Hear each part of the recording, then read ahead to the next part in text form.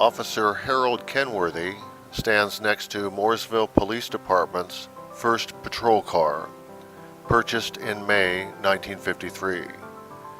This '53 Ford Mainline was built to the department specifications and cost $1,800. It was the fastest police car, over 95 miles per hour, at time trials held at the Indianapolis Motor Speedway in June 1953.